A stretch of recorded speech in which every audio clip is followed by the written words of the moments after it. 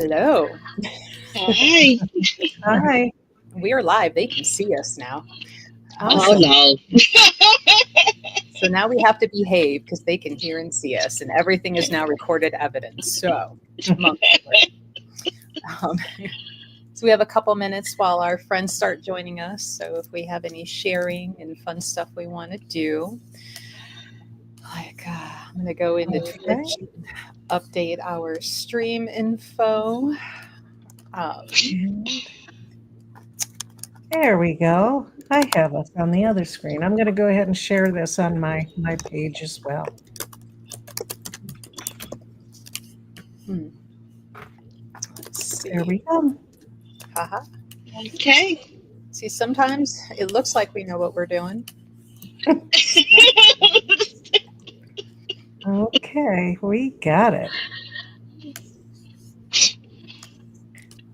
Hello, friends joining in.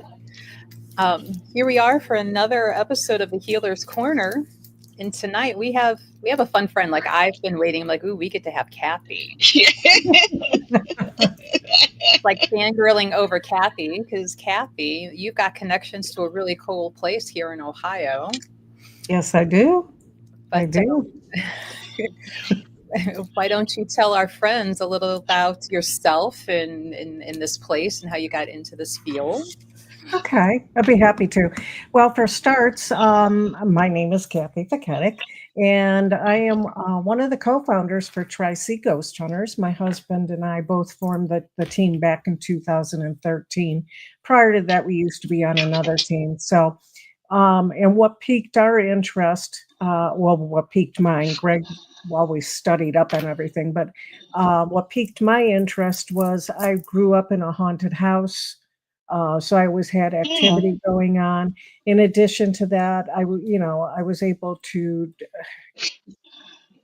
see the future, so to speak, through my dreams and things like that. So this has been part of my life ever since I can remember. So when my husband and I met, we were like, "Hey, we both like the paranormal. Let's go hunting."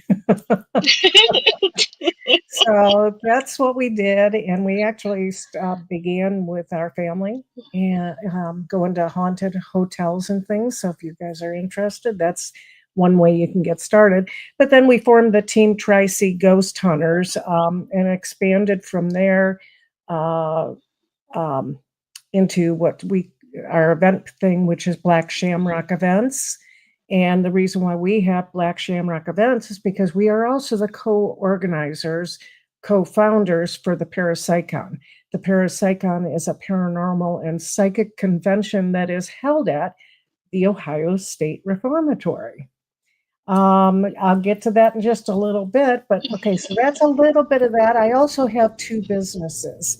One of my businesses is Kathy's Bath Craze, where I make basically bath products and intention candles that are called Botanical Magic. And then I also have Serenity Reiki by Kathy because I am a shamanic Reiki healer. Now, with that being said, just to give you an idea of my certification and everything, I believe that I was a shaman in past life, and I also believe that it's something that my family, it's part of my family heritage, and I'm finding that out as I dig a little bit deeper into my roots. But on top of that, I went ahead and I started taking Reiki classes, energy healing classes back in 2015. Along with that, I also was taking mountain magic. And mountain magic, I've certified. I think I have 4 certifications in mountain magic, which is basically shaman type of work. So even though I wasn't completely aware, I was actually learning the shaman ways through that type of training. Which, because it's mountain magic works with herbs and things like that, that's how I incorporated it into my botanical magic. So that's a little bit about me, but the big thing is what you brought up. I'm saving the best for last. Oops, I can't forget. I'm also part of a healing group called Solstice Sisters. We gather every couple times a year, and we do what we call the triple goddess. The three of us. We have a psychic, we have a herbal alchemist, and then myself. And we do, the three of us, we call it the Triple Goddess, we do healing sessions on people. And I just now became co-founder of an organization called Wardruna.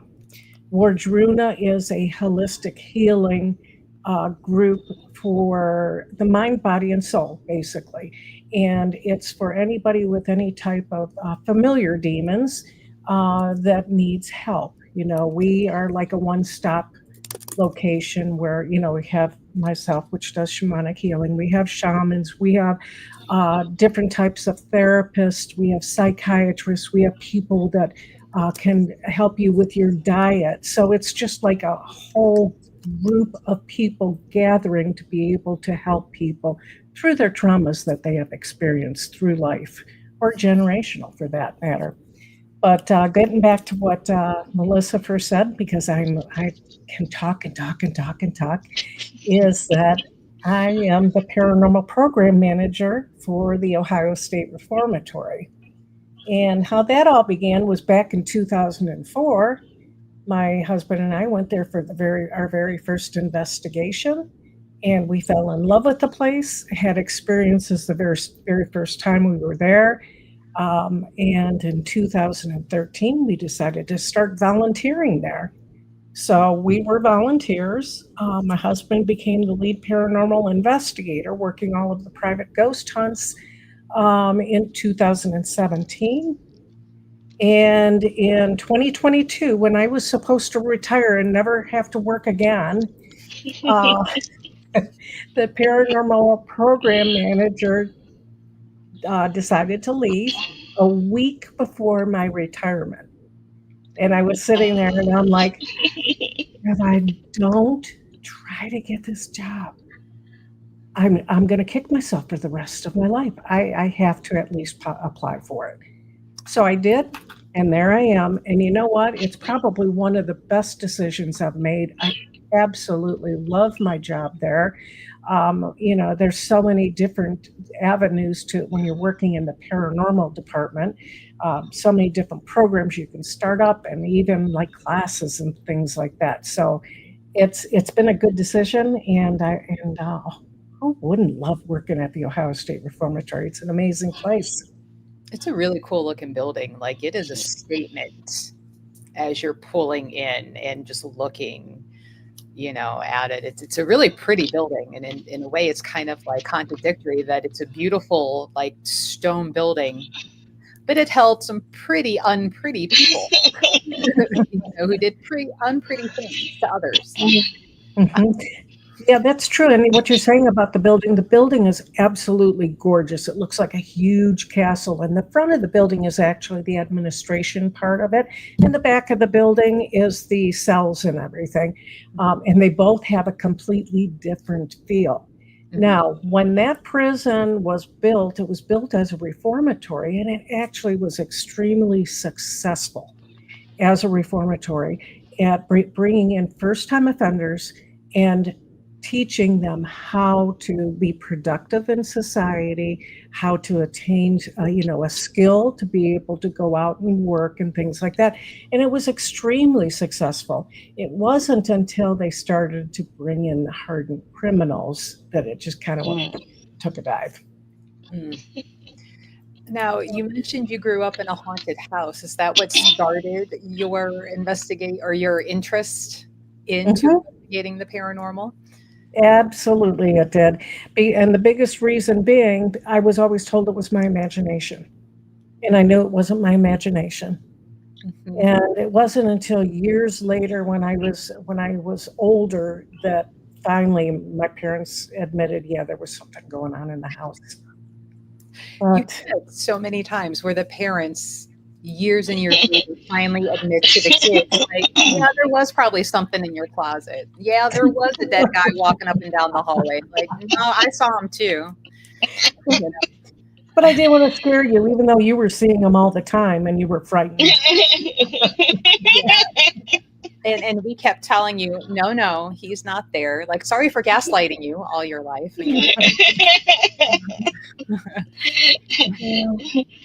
Did your parents ever hired anyone to come in the house? No, absolutely. No, they didn't. And one of the biggest reasons being they were very religious Catholics, very religious Catholics. And of course, you're not supposed to believe in that stuff. That's, you're supposed to believe in the Holy Spirit, but you're not supposed to believe in spirits.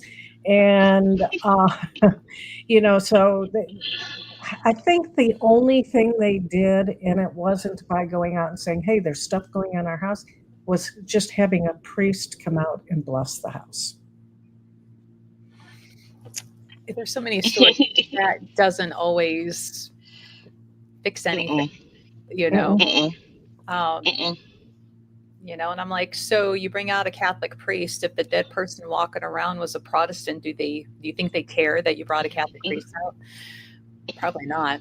It's a nice shower as they're sprinkling holy water. Oh, this is a nice shower. Thank you. That was refreshing. Thanks. Let's escalate it so they will bring the priest back so we can have more showers. There you go. So, Sylvie, a little off topic, but I think Sylvie's catching us for one of our healing discussions here. So she asked, does the kind of healing you do also involve physical healing, for instance, things like burns, cuts, and bruises? Well, basically what I do is yes and no. The type of healing I do, the shamanic healing, is basically energy work. Okay, so I'm doing energy work with that. However, if you have burns and things like that, I can figure out the types of saps or the herbs or something like that to be able to help with those things. And I can help, and that's part of the mountain magic part of it, because that's I prefer to call it now botanical magic, all of the herbs and things that you can use for healing purposes. So basically what I do during its sessions is energy healing. However, if you need something that is more physical, like for burns, bruises, cuts, whatever, I can say, hey, this plant out there, if you take it and you grind it up and you make it into an oil, put it in oil and put it on you, it'll help with your sunburn, Mm-hmm. So. Now, in working at and with the reformatory, and bringing your knowledge and what you've grown up with, there's been the discussion, and Maria, in one of Maria's questions, the difference between a intelligent haunting or something that just keeps replaying. What do you find that happens most, or that you hear of? Because, we've talked and you've been there for many years, and you don't always see everything or see something every time you go. So what's the most common type of spirit? The most common, I would say, is probably the intelligent haunting. However, we do have both. Of course, we do have both. And just for those people out there that don't understand what an intelligent and a residual haunting is, an intelligent haunting is when you get responses to your questions. They're actually interacting with you. That's intelligent. They're able to interact with you. A residual haunting is something that is like a videotape that's playing over and over and over. For example, if somebody falls down the steps on November 2nd at 8:00 p.m., every November 2nd at 8:00 p.m., you can hear the thump, thump, thump. That's a residual haunting. It's not ghosts, it's not spirits, it's not anything like that. Now, the types of evidence that people get most is EVPs, which is electronic voice phenomenon. And basically what that is, for those that don't know what an EVP is you have a recorder and you're asking questions, or you're just sitting there talking, and you might get a response on your recorder that you did not hear. So it's something that you hear once you go back and you listen to your recorder. And we do have quite a few of those. We don't get too many pictures. Pictures are very hard and aren't always credible because they can be so manipulated so many ways and everything. We have probably about 20,000 pictures, and I would say there's probably only about 20 that we would say is a definite something we can't explain. EVPs, one of the best EVPs we got is was before we were actually volunteering there. It was our team. We were there and we broke into smaller groups. In one of the smaller groups, they were the last ones there, and they asked the question, "Where's the rest of our group?" And you get a very raspy, metally voice that says, "They already left." And it's like, okay, well, they're good spirits out there. They do help you. Oh, right. They're like, they went that way and you're lagging. Now, since you've gotten into your healing work and on investigations, do you find that you use any of your healing energy like during the investigation, be it for the people or the place? I don't use it unless it's for someone. And the reason being, it seems like when I use my energy healing, uh, it seems to cause them to leave. So I don't know if it's because the light's too bright or maybe it's dark. I don't know. Maybe they're like, ah,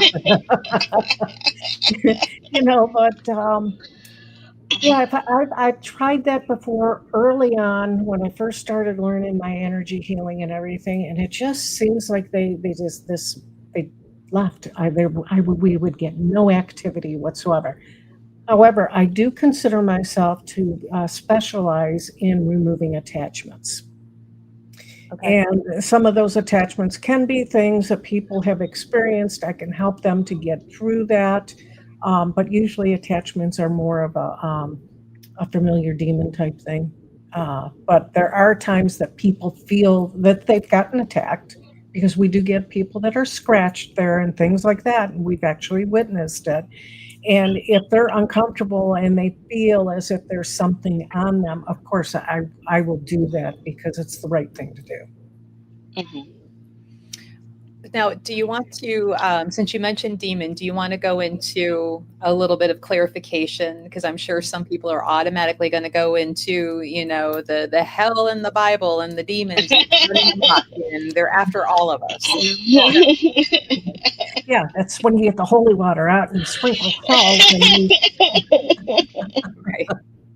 Now, when I talk about demons, you do have demons as what people are familiar with as, and I say familiar and that's probably confusing because of television and things like that. I mean, you do see those type of demons. Are there demons? I think there's demons, yes, but have I come across one? I've been fortunate enough to say no, I have not come across one. But I'm not looking for them either. So, and I think that's one of the keys too. If you're looking for something like that, guess what? You're probably going to find it, and it's not going to be Mhm. pleasant. So don't do that. Um, but the types of demons that I'm talking about, familiar demons, are demons that haunt us personally.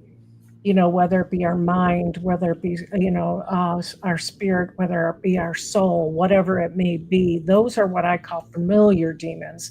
It could be brought on by PTSD or, just, and any, pretty much can it be anything that caused some type of trauma through your life. Mhm. Or it could be like a mental illness too, or it could be an addiction.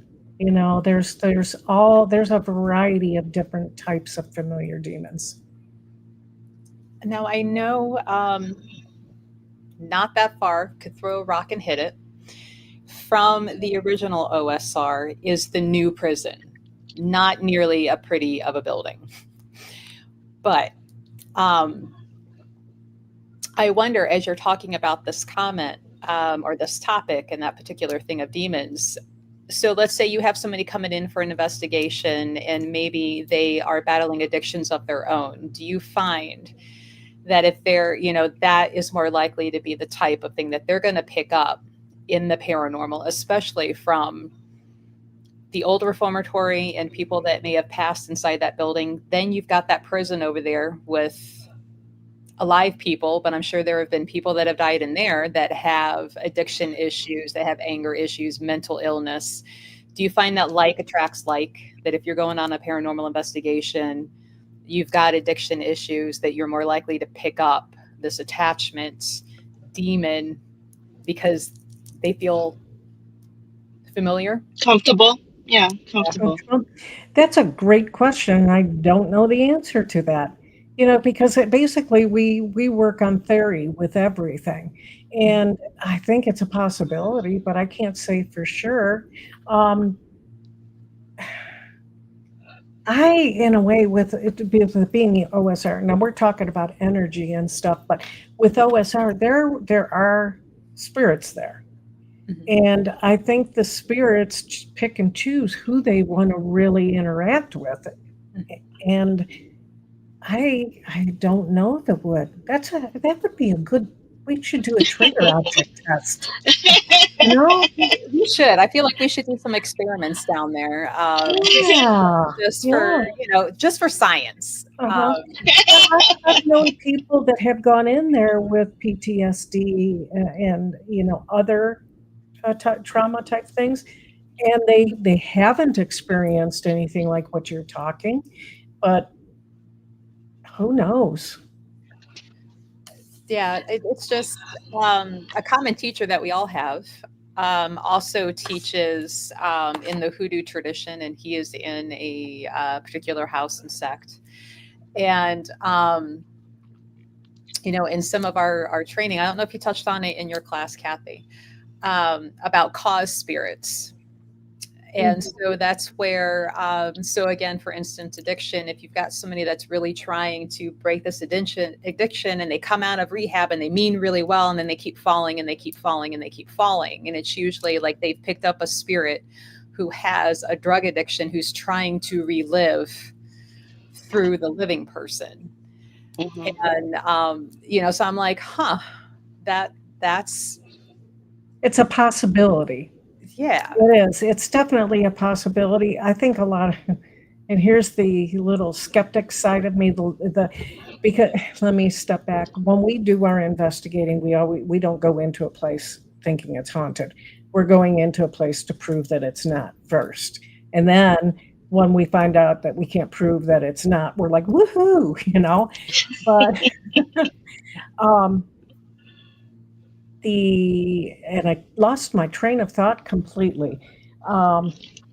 What exactly did you say again? It's about the addictions and things like that. Yeah, like the attachment spirits for people that are in trouble. Sometimes I think people don't change their ways. I mean, you can go into a program and you can come out and still keep the same friends and Right. still hang out at the same locations and keep falling and wonder why. It goes with anything, even any energy healing or anything like that. You have to want it. So Oh, good question, Sylvie. Sylvie says, since you touched on the mental health, how are you able to differentiate physical markings left by a paranormal haunting to a person versus someone whose own physical markings they may have done to themselves? How are you able to differentiate physical markings left by to a person versus someone's own physical markings that they have done to themselves? I've never witnessed where people have come to me with marks. A lot of the marks that we have seen, especially at OSR, they're done in front of somebody. So if they're done in front of somebody, we know that those are not caused by themselves. However, if there isn't a witness, and if the scratch is here, you question it. So there's not that proof. Does that make sense? Okay. I think you could also tell by how old the markings are. Yeah. Something that's been stabbed and looks partially healed versus like that night during the thing. And usually if somebody's being scratched or attacked at that moment, and Kathleen, let me know if I'm wrong, like they're gonna say something like, ow, this is burning. Yes. And usually that's when shirts start getting lifted, sleeves, look. Yeah.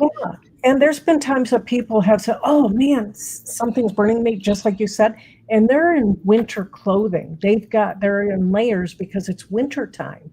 So there's no way they could get up and under, an undershirt with a shirt and a sweater and a jacket to be able to do that. So again, you have to look at the logical pieces along with the story itself. Now, I will say that I have received some marks that I know I didn't do myself, not at OSR, but different types of bruises. And the different types of bruises that I'm talking about, it's not like, how you run into something, you got a round bruise. My bruises that I'm talking about actually have it almost looks like a symbol. Like the one looked like it was almost like a paw print. I had the four dots and then one dot down below and then one dot in the middle. And it just came out of nowhere. And I'm like, well, what the heck happened with that? Go away. I don't want you here. Go away and your friend can't come. That's right. Have you ever had you or maybe someone in your team that an entity had or a spirit or a ghost had followed you home? My husband and I always joke about that because there was one time we were at Moundsville Penitentiary, which is in West Virginia. We did an investigation there, and we always say we never brought anything home. However, we feel we brought somebody home that night. We have a clock in our at the time the house we were living in, a clock in our living room that the pendulum never worked. It just never worked. And the only way you could make it work is you had to pull it off the wall and do this to make it work and you could put it back. Well, after Moundsville, we woke up and that pendulum's going back and forth, back and forth, back and forth. So we think something followed us home, fixed our clock, and left. So we're okay with that. Okay. Be helpful while you're here. Earn your keep. Now, I will tell you about a time that I did feel as if something did come home. Well, I'm not even sure if it was an entity or if it was, how do I want to say this, Melissa? Um, the evil eye from somebody. Okay. Yeah. So I had come back from a trip and I was injured on the trip. And as I was home, I was smelling this really bad smell. And I didn't say anything, but my husband's sitting next to me and he finally says something. What is that smell? And I go, you're smelling it too? And he goes, yeah, I've been smelling it for a couple of days. And he goes, oh, you brought something back with you. and all of a sudden it clicked because the witchy side of me and the botanical magic, mountain magic kicked in immediately, and I was like, okay, don't ask any questions, just do what I say. And I grabbed my little cauldron and I scooted into the kitchen and I said, get me this, get me this, get me this, get me this, get me this, get me this, and get me this. And I put it all together and I went to light it, and my husband's like, what are you doing? He goes, you can't light that in here. And I go, well, I can't go outside. So it's getting lit in here because this has to be done. And he was like, well, when the fire alarm goes off, you talk to the fireman. I'm okay, go leave. So, he left and to let me do my thing. And I did my thing and I felt very, very comfortable with it. And I poured the salt on top of it, put the lid on, put it away for a couple days until trash day. And I said, okay, we have to take care of this now. Mm-hmm. And I opened up the lid and it was like cement. You could not break it apart. It was solid. And he's like, why would it do that? I go, because whatever was here is trapped in that. Because I've never experienced that at all. And he goes, well, how are you going to get it out? I go, you're going to give me a tool that you don't care that I throw away, and we're going to get it out of here. So that's what we did. We took care of it, and we didn't have any issues with that at all. Now, with that being said, that kind of goes to a different topic a little bit, and that's protection. Mm-hmm. Now, even if you do protect yourself, it's not always 100%, but you can always take other means in order to protect you and your home, like I did mine. Mm-hmm. And And what I did was what I've been taught. So there's all kinds of different ways for protection with things like that. But that was the only time that I kind of questioned that I really brought something home. Because usually I'm just like, guys, stay. I don't want you coming home with me. I don't need, unless you're paying rent and you're helping pay all the bills, you guys can't come. And You fix know, the and topics yeah, and Yeah. they listen, and I'm knocking on wood. that it keeps happening that way, right? Right. I mean, in the haunted places I've been, I don't think I've ever even remotely suspected like something was following me home. Hmm. But it's a good, and you just mentioned how when you go, you're like, nope, you stay here, you can't follow. So, even just those simple boundaries is a good starting place. So, Mhm. kind of one of Maria's questions, I'm going to ask for her. Um, like if somebody is new and getting started, like what are the simple things to get started? Like obviously protection. So what are some easy protection things for people just tiptoeing into the paranormal world? Well, one of the things is you can go to this wonderful store in North Olmsted and get yourself some crystals. What? I shop there all the time, gotta believe. For example, I have a hematite bracelet that I wear. Hematite is something that's really good for protection. And I have all kinds of other jewelry, bracelets or what have you that I will wear. And I'm usually called to it each day of what I need to wear. Like I seems like here lately I'm wearing the hematite a whole lot. Um, but usually I get called to whatever protection I may need for the day. The other thing is, and going into haunted locations, intention is the hugest protection that you Mhm. can use. Mhm. Mhm. Hugest, and it's the hugest clearing for anything that may be negative. No matter what you do, you could be throwing. Okay, you talk about holy water. If you hop in the shower and it's plain old water, and your intention is to cleanse yourself and protect yourself for the day, and you mean it, and your intentions there, guess what? You're protected for the day because that's the key right there, the intention. You I'm know, sorry, I don't mean to preach. oh no, no, No, no. no, no, you no. know, I do agree with I do agree with you with that because every single time I'm doing a healing or a reading to someone, before I even step onto my first appointment, I'm already at home doing the intention. yes, yeah, It is big. It is huge. mhm, That's and it is. and it's your own sacred weapon, basically your own sacred tool. Absolutely, I agree with you. And what you're saying about before doing healing sessions and everything, I have a whole ritual. I Hmm. have a whole ritual of what I do to set the energy. And but what it's backed up by is the intention. Mhm. But Hmm. if some people like to carry crystals, to wear necklaces. I also have a beautiful piece from the same location. Um, you know, uh, Florida water. Hmm. No, Florida water is a good one. Black salt, black salt. Hmm. I mean, black salt for people that don't know what that is, it's you take herbs and things like that, and you put it in a little pot. You could call it a cauldron. You get anything that is heat resistant.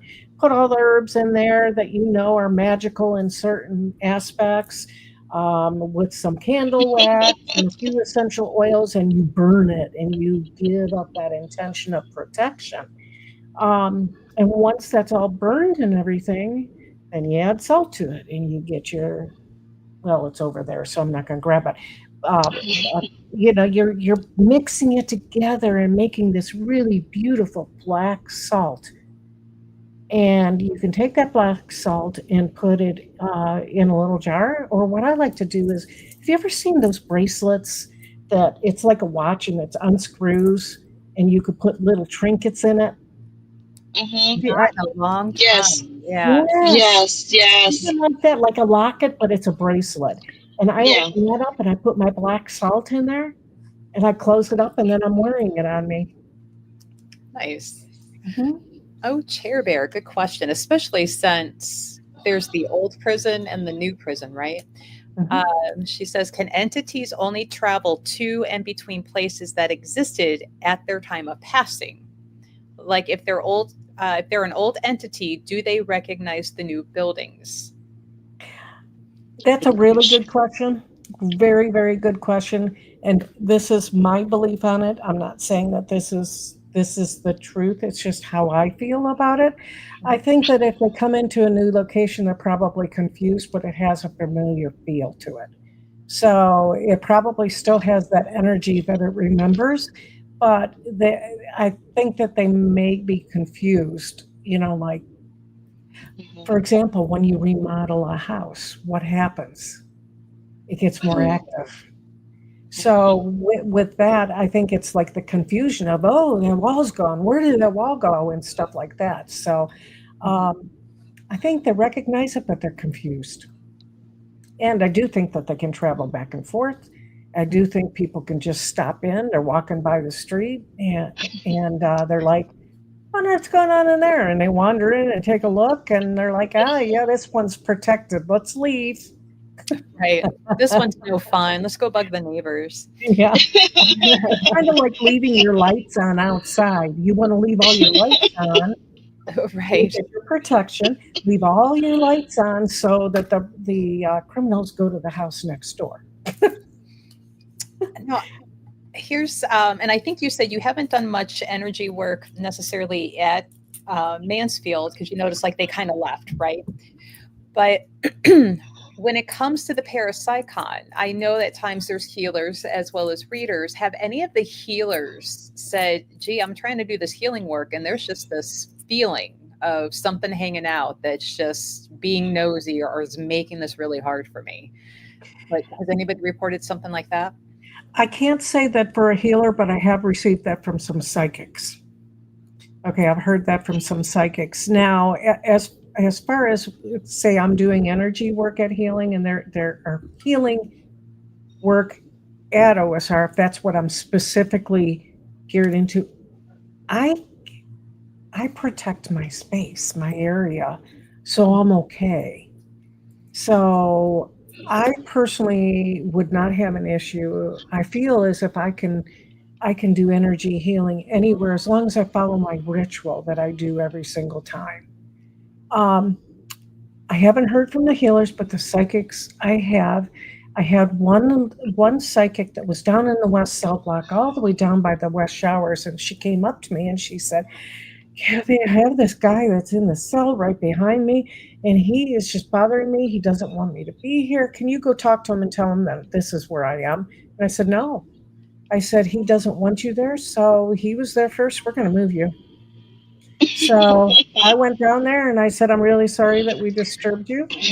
I said, we're going to go ahead and move her down a couple spots. And we did. And she was fine after that.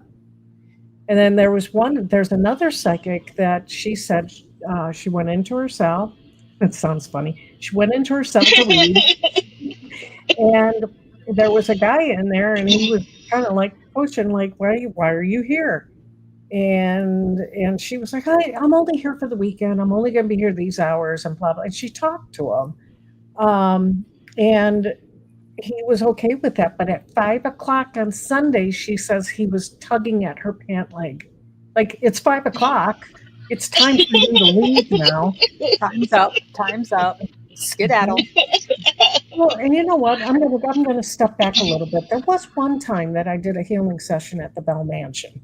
Um, I was in a room that this same psychic that asked about that I had moved. She was there, and she walked into the room where I was going to be setting up, and she goes, "Oh gosh, I feel sorry for whoever's in this room." I'm like, "It's me." So she's like, "Oh, there's somebody in here that is not happy." And I go, "Well, thank you for letting me know." So I went in and I just talked to him and I was like, "Hey, listen, this is what's going on. This is why I'm here. And at one time it was a funeral home, and I said, I know that you worked with people, and you always tried to make them feel better and more comfortable and things like that. That's what I'm trying to do too. So I hope you don't mind. I am going to be here, and if you want to help me, you can, as long as it's for the good of the person that is on my table. Everything was fine. Hmm. Now, Cindy says that she's a healer and psychic, and every time she's visited Mansfield, she's had issues with a couple of entities. So, and I know she's been upstairs and, downstairs. Um, Hmm. I've only ever had my table at Parapsychon like downstairs in the one wing because of how Hmm. big we set up and everything. But I try to wander, um, and just kind of scope out, see the things, say hi to the friends that are all there. Hmm. But now my hamster wheels are turning, and I'm like, huh, I want to try. I want to bring the mesa down, and I want to do some things and see if I have any issues. But you Yeah. and like I've told you before, like when I've been there, I've not picked up anything. But I am also that person that you go into a house and people are like, oh my god, this is happening, and I walk in, things stop, and I'm like, well, I want to play too.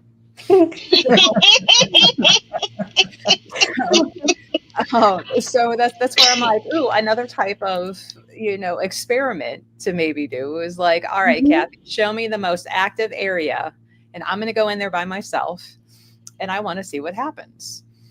You I know, think we should do that. I that. really do. I mean, I've taken off everything that's protective, and I'm sitting there, and I'm like, all right, let's do it. Crickets, and I'm like, Mhm. but why? But why? But that's how I felt when I would bring out my Reiki energy. When I would bring my energy out, thinking bringing energy out is going to draw them in because it's energy.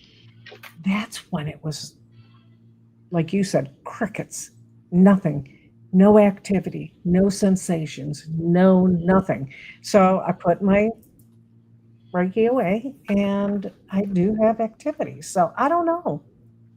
I don't Huh? know. Maybe you're just too bright. You know what? Or my "don't F with me" is so strong Yeah. that it Yeah, enters the that too. room before I do. And I'm like, but no, I want you to interact with me. Um, right, Combi? She's like, who's more sarcastic and dry than you? Someone who has an eternity to perfect it, right? Um, yeah, question, Maria? Yeah. Now I do distant hearings, and I've had this. This is before I started doing my intention protection ritual. I got interrupted by three different spirits, and I did not know what they wanted. It was so much that I had to stop with the client I was doing a distant healing on, and I said, okay, what is it that you need? What is it that you want? So I ended up doing healing sessions on the spirit. That's Oh what they wow. wanted. So I'm wondering, have you ever come across that a spirit needed something, a healing? Maybe they're done, and maybe they're afraid to go and find the light and find the next level. Have you had that?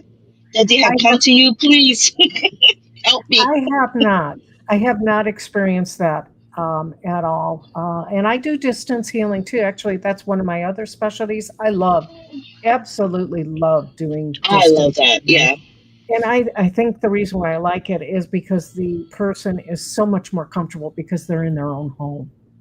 But Hmm. in answer to you, no, I've never had a spirit wanting a healing session. That'd be kind of cool. Yeah. How did that It work was kind. out?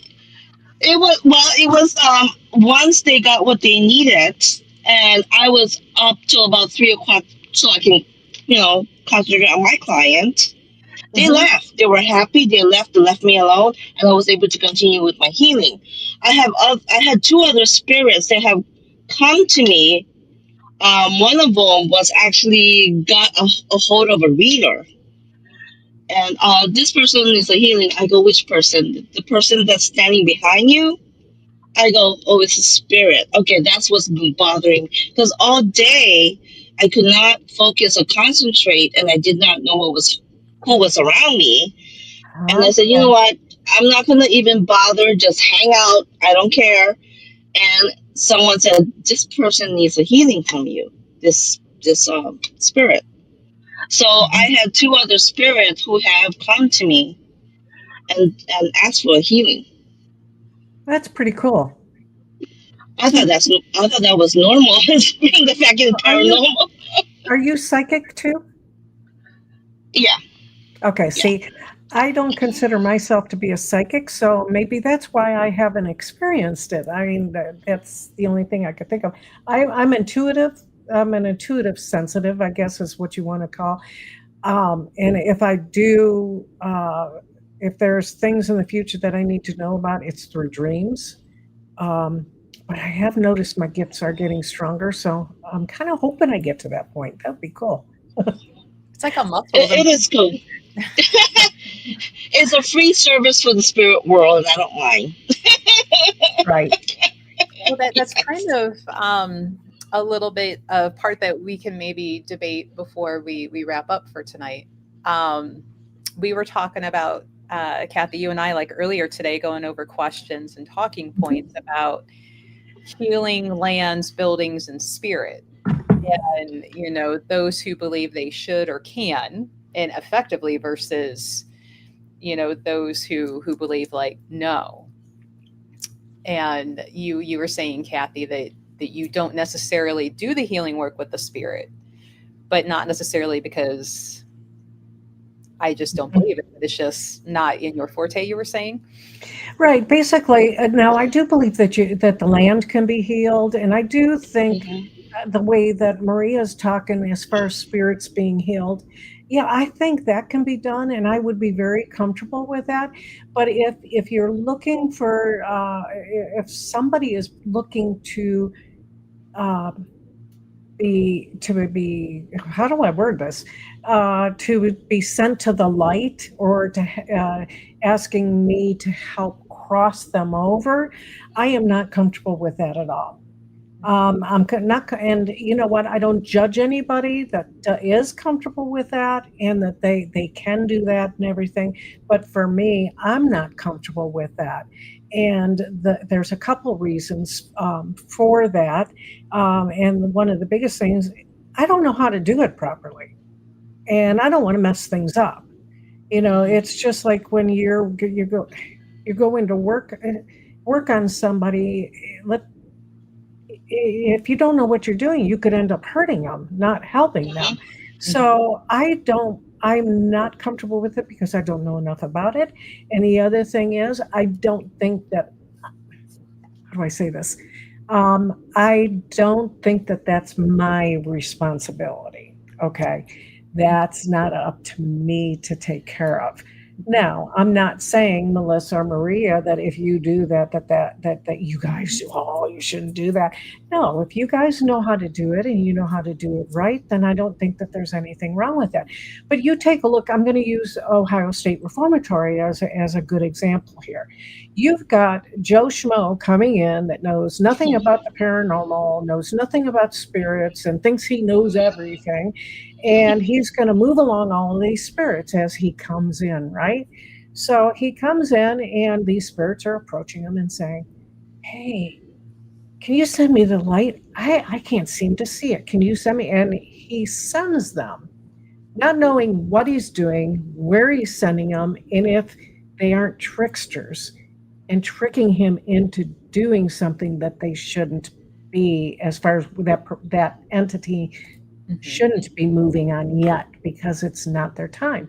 Because again, you take a look at Ohio State Reformatory, you have good and you've got bad. You've got two types of energies there, Hmm. and they balance each other. If you're moving on all these good people, what's going on? Ooh, the bad are coming in, and then they're doing what they did in life. They're hurting people. They're assaulting people. They're following them home and causing havoc in their house. Okay, and that's because that individual doesn't know what they're doing. Mhm. That's my opinion. So, Great. No, and I appreciate your integrity and honesty and like I don't know how to do it properly, therefore I'm not going to try. I'm not going to put other people at risk. And I feel like there's a lot of people in this field who claim to know how to do things that they can't.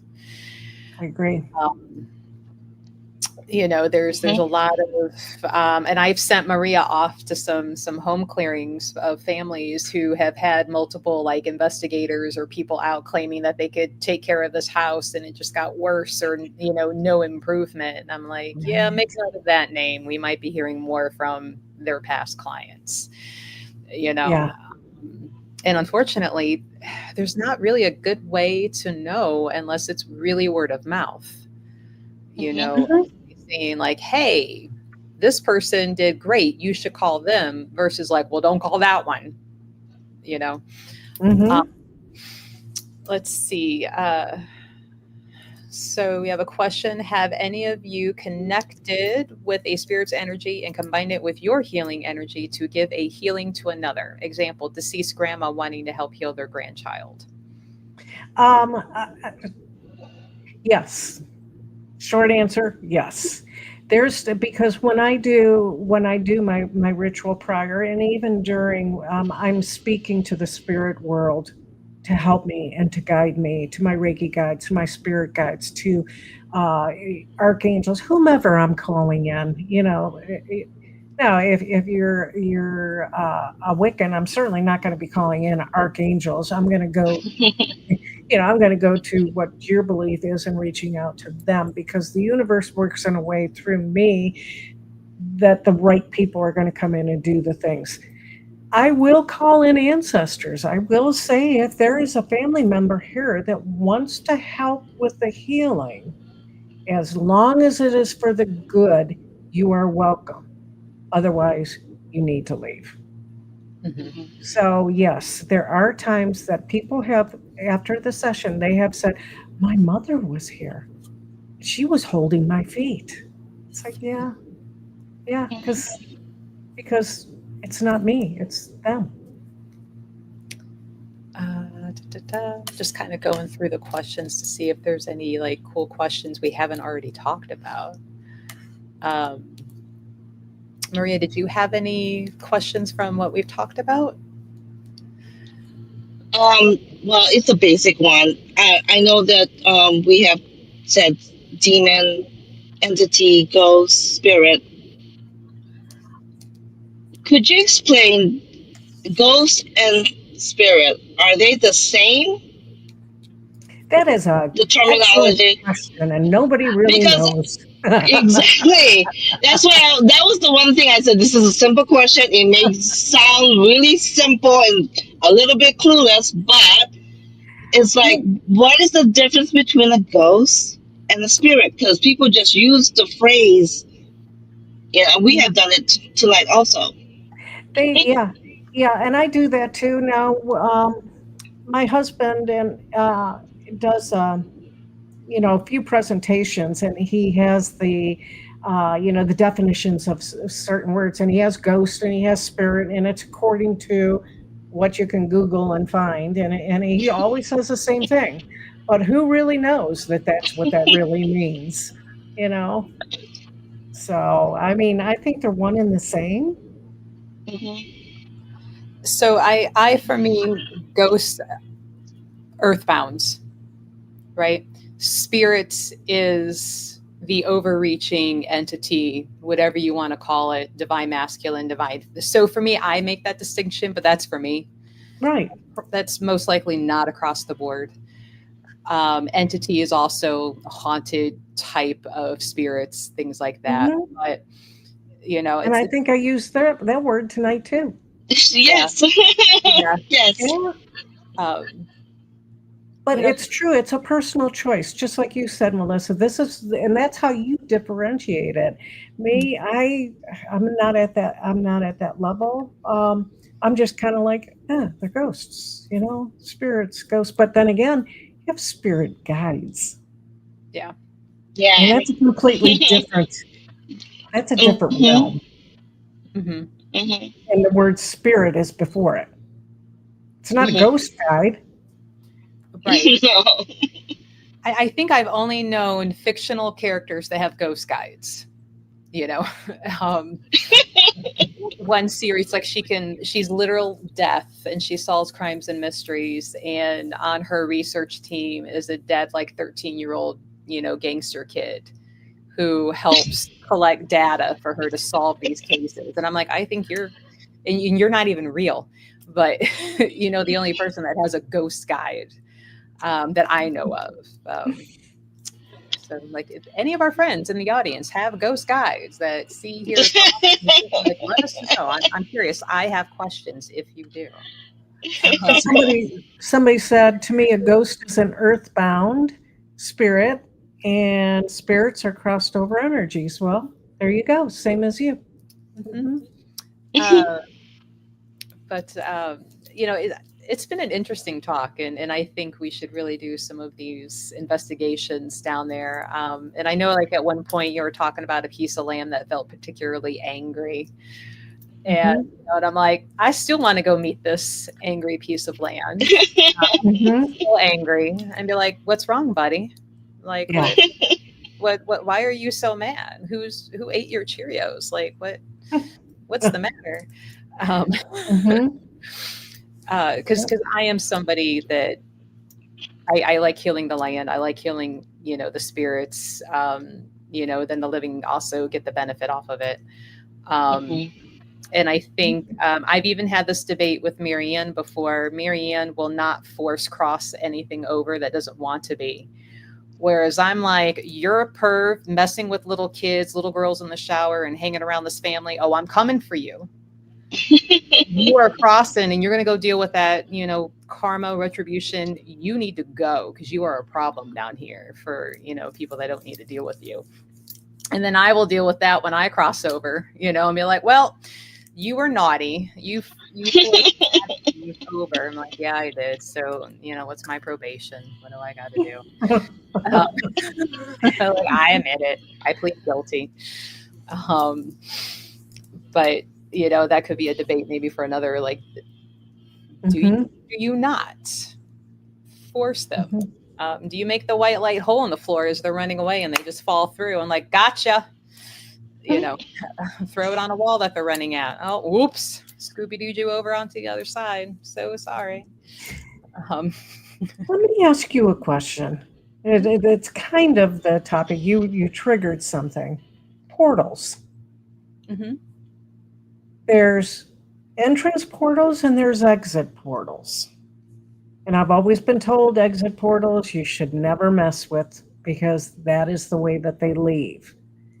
Entrance portals, they say you should close because anything can come through. What's your thoughts on that? So, what I know of portals, I have learned from Marianne. A Mhm. portal is a door.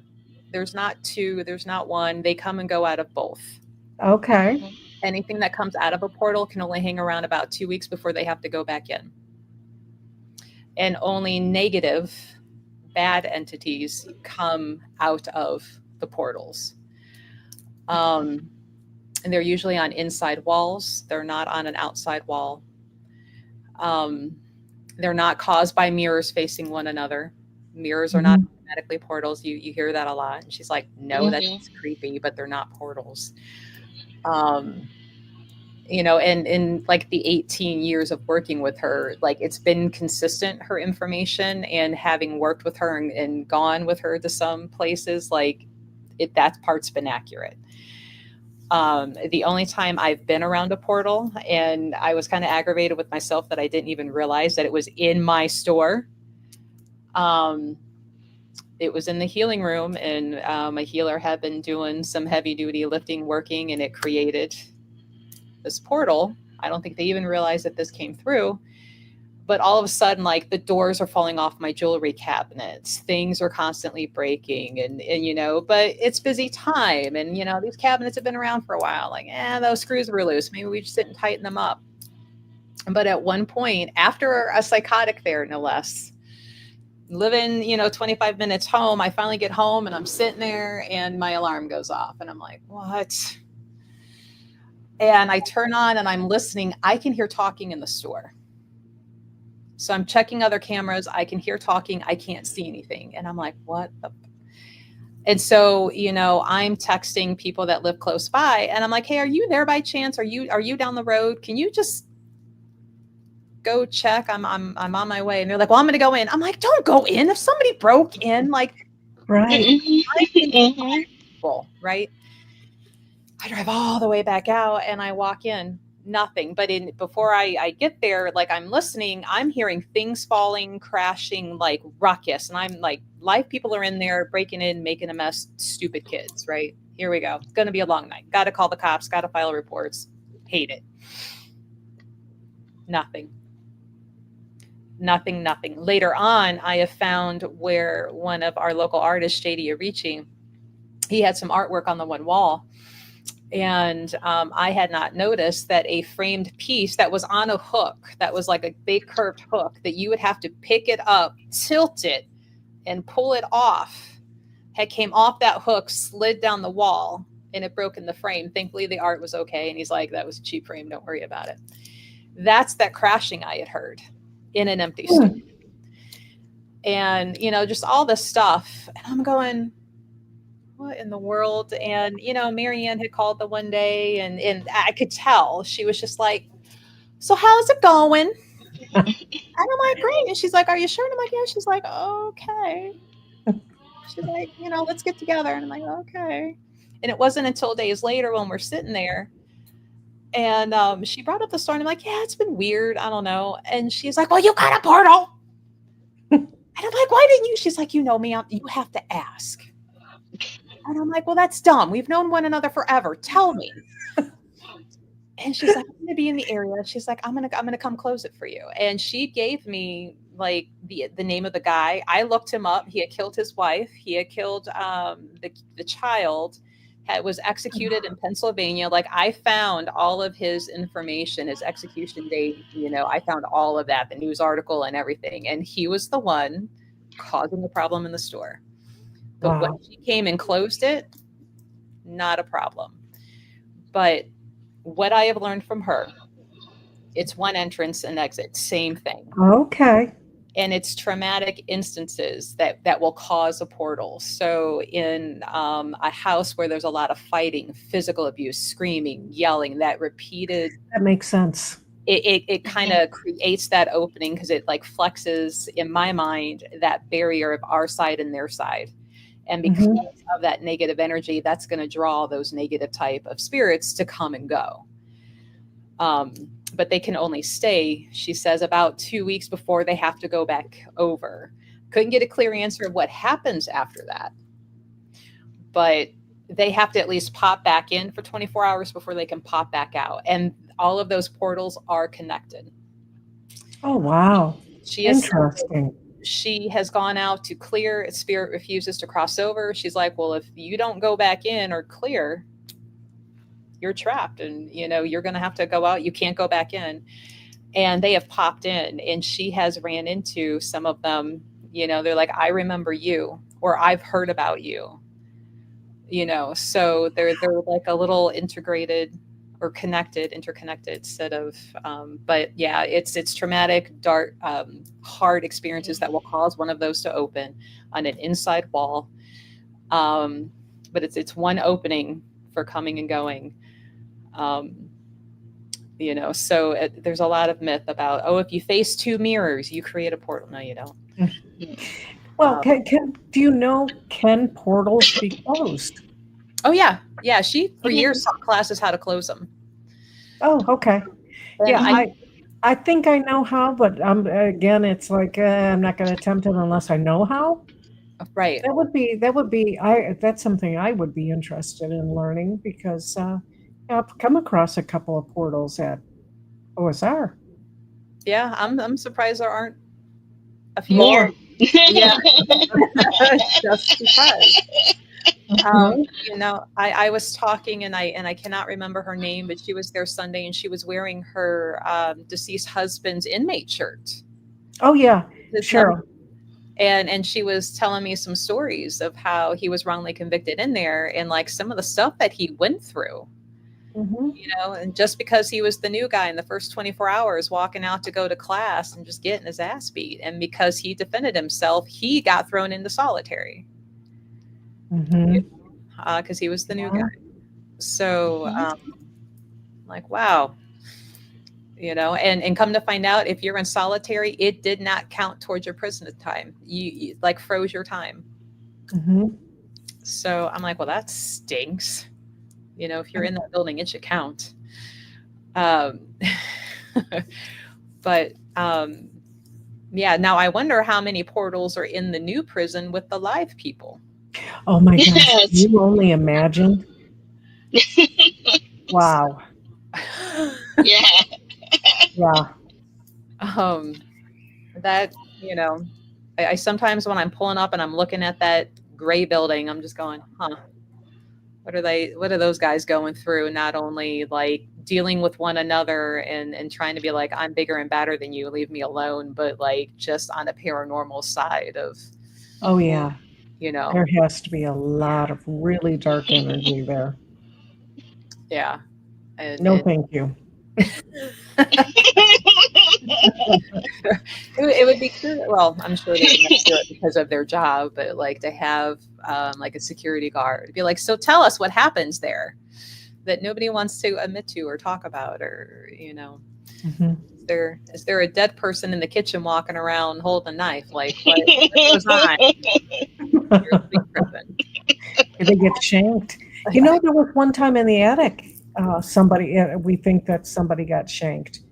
It Really? was on their back and it was deep and it was like slashes, a couple of slashes.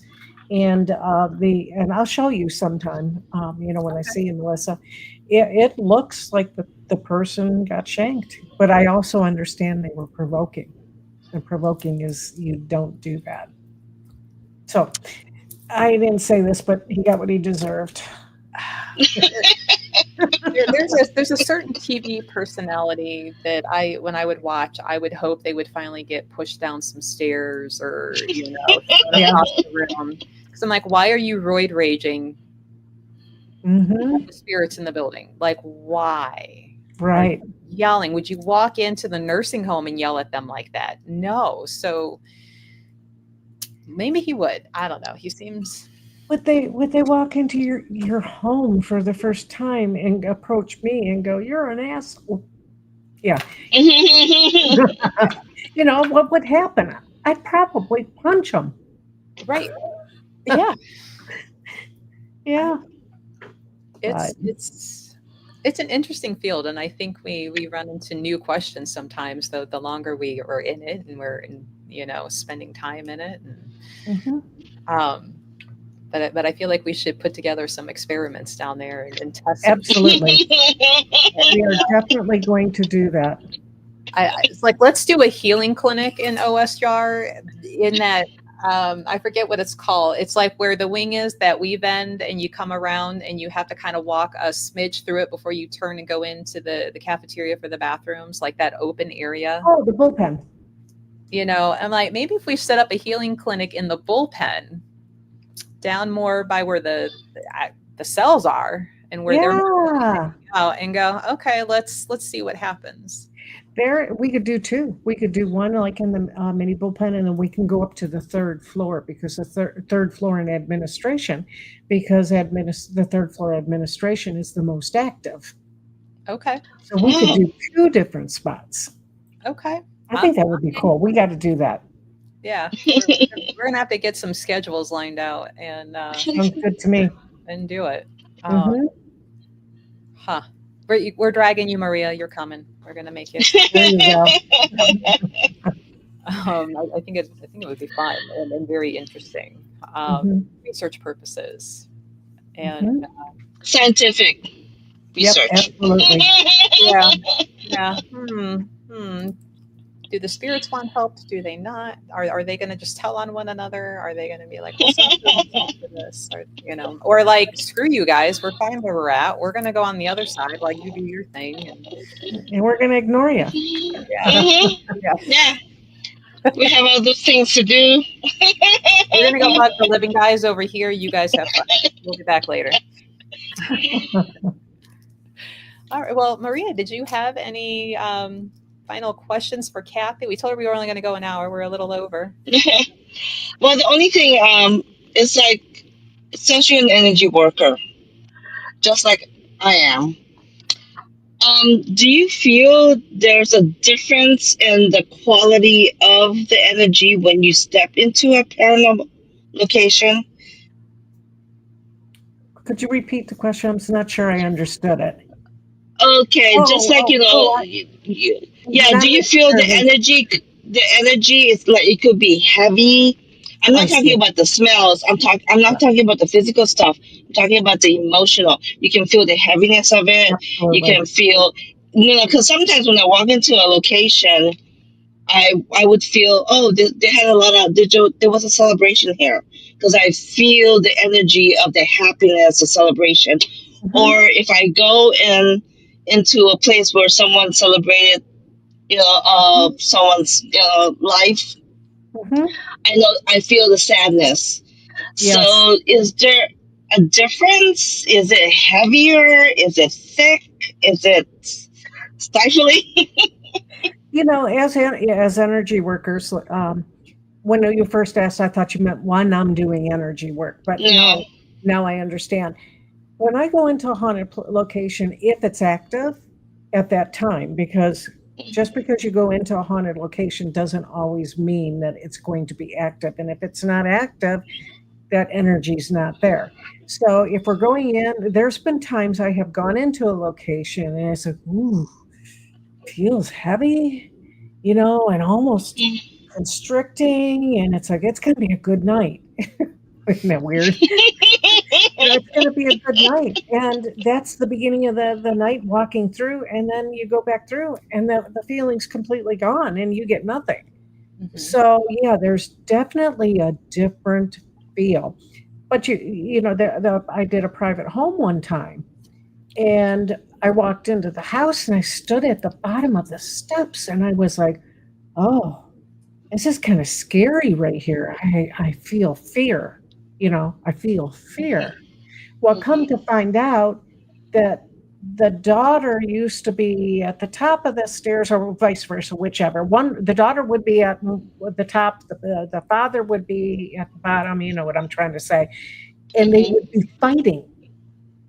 Mm. That energy was left there, and that's what I was feeling. So yeah, it feels completely different. Completely. Well, here's a good example. I was telling you about this earlier, Melissa. My office at OSR. The executive director came into my office a few weeks ago. Now, since I moved into that, I've, done my cleansing. I put crystals everywhere. I have me in there. A lot of protection stuff, and it feels good, witches chimes on the door, everything. And he came in a couple of weeks ago and he sat down. He goes, "Oh, this office feels really good." He goes, "It never used to feel like this. What did you do?" And I'm like, "What I do." So there's a really good example of something too. That's in a haunted location. And he said that it felt heavy and uncomfortable and he didn't like being in there. But once the energy was lifted and cleared, he was comfortable. Now, is he a big believer in the paranormal too, or is he just working in the reformatory because it's a historical site and the preservation? He's a believer, but doesn't want anything to do with the paranormal because he is a believer. Okay. Okay. Yes. So he focuses a lot of his time and energy on the historical side of it, but he doesn't dismiss the paranormal because he has a belief in it. It just makes him feel uncomfortable. Gotcha. She leaves that for us. Okay. It's always I don't know. I find that it tends to be more of guys who are slower to get on the bandwagon of believing. You Mhm. know, so that's where I'm like, okay, where on the fence is he? You know, No, he's a believer. He is definitely a believer. He has had experiences and he does believe in protection. I just found out that he believes in all kinds of holistic work and everything like that. I was like, I never knew that about you. I was teasing him. nice, nice. So I gave him a crystal or rose quartz crystal. I was like, here, because you like this stuff. I will pay you in crystals, Right. Maria. That's one of your favorites, Maria. So I know Mhm. you're grinning in approval of handing out the rose quartz. Mhm. Mhm. Mhm. Yes. Love the rose quartz. Mhm. Now I'm sure And it might be I'm actually an amethyst person. okay. Ooh, I'm that too, but I love rose quartz and amethyst. Yeah. But then again, here's my rose quartz.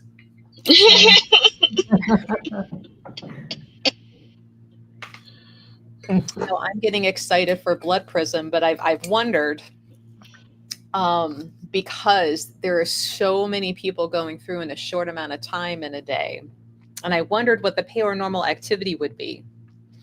But would you even notice it? Because there's the haunted house going on. There's so many people. I'm like, all of that energy for those earthbounds to be just soaking up. And, so I'm standing outside in my vendor tent, kind of going, what's going on in there that I, isn't a planned attraction, isn't a real jump scare, isn't. well, and you think about it, fear is a very strong emotion, a very strong Mhm. energy. So I'm sure they are feeding off of that. However, I do know that they don't like blood prison, but I Oh, think it's because of all of the noise and the loud sounds and things like that. I have heard that some of the actors have had experiences while they've been acting. oh, So yeah, talk to Vic. Well, talk to some of the actors because the actors will tell you. okay. Yeah, that would be really interesting. Mhm. Now, Um, my sister and I went through it one year, and she swears when we went through solitary that there was something breathing heavy in her ear, and she was like, "It was not human." She's like, "It was not human. That was something else entirely. yeah, yeah." Mhm. So who Okay. knows? Yeah, I haven't gone through Blood Prison. Only not that I'm afraid of haunted houses, but in that fight or fright, I'm Hmm. and so to make sure there aren't police reports and lawsuits filed, I don't go through haunted houses. And then and then when I found out like there's the touch pass where they can grab you and touch you, and I'm like, oh yeah, nothing good would come of it. Any Nope. of this. I'm going to stay out here and watch the wardens mess with everybody in line. I'm entertained. I'm quite happy here. Um, nobody's calling the police on me at this point. Right. Well, this has been a fun topic and a fun question, and That was a good night. Thank you for asking me to be on. I yeah, enjoyed it. Yeah. I was glad we were able to Same here. catch you because you're a pretty busy lady. Yeah, Parasite comes over, so it's starting to slow down a little bit, which is good. Well, you've got a plan next year, ma'am. What are you waiting on? Come on now. You've got talent to line up. You've got, Yeah. know, Oh, Mhm. trust me, we've been working on it. It's just that we're not as frantic. yeah, yeah. Not like in January, February, and March, and April. That's when it's like, okay, everybody, get to the grindstone. No, you guys do an excellent job, and all of the Thank you. volunteers are always friendly and helpful. And I can't say that I've ever had a bad time down there at all. Even working in the blood prison, Hmm. so Hmm. it's one of our favorite ones to go do. Good. I'm I'm glad to hear that. anxiously like checking email, waiting for Rita to send me my contract for blood prison. She's like, "I'll be sending it." I'm like, when? When? Don't tease me. When? Don't Um, worry about it. You're in. Vic and I were talking. He was saying that he had a real nice conversation with you at ParasiteCon and everything. So Yeah, he does a good job on Blood Prison. He That's a does. huge undertaking, and I'm like, hats off to you. I wouldn't touch that. Nope. Well, thank you for talking about healing work and the paranormal, and what you've experienced. And if anybody in our friends group here online have any last minute questions before we sign off, because Kathy's a busy lady, and Kathy, you said that there's a private hunt going on at the Mansfield Reformatory right now, and you're on call, so we've been lucky that your phone has not gone off. Yes. Very lucky. Yes. I'm good. Like, watch, I just You don't know how believe happy I am.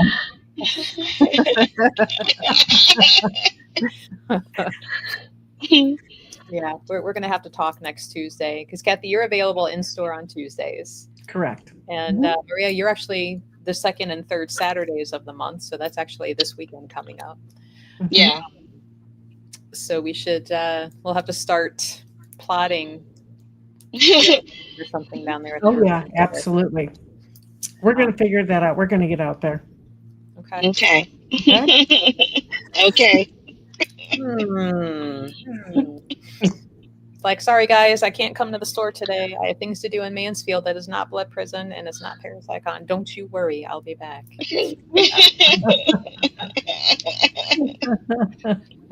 All right. Well, since we don't have any questions, we'll go ahead and sign off. And thank you again, Kathy and Maria. If you have any last minute tidbits of knowledge, or Kathy.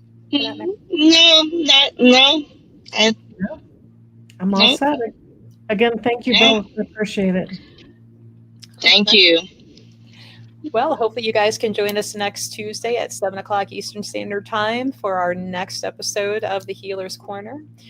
We will be on with JD Arici talking about spirit art and the energy work that goes into artwork and how he gets his messages in doing art. So hopefully you can join us. And I think we're actually going to be doing that from the store with a couple of cameras. And I think he's going to actually be doing something live with it too. So that'll be fun to watch. Yes. Okay. But we hope you can join us next week. Until then, have a great night, and we'll see you next week. Good night, everyone. Good night.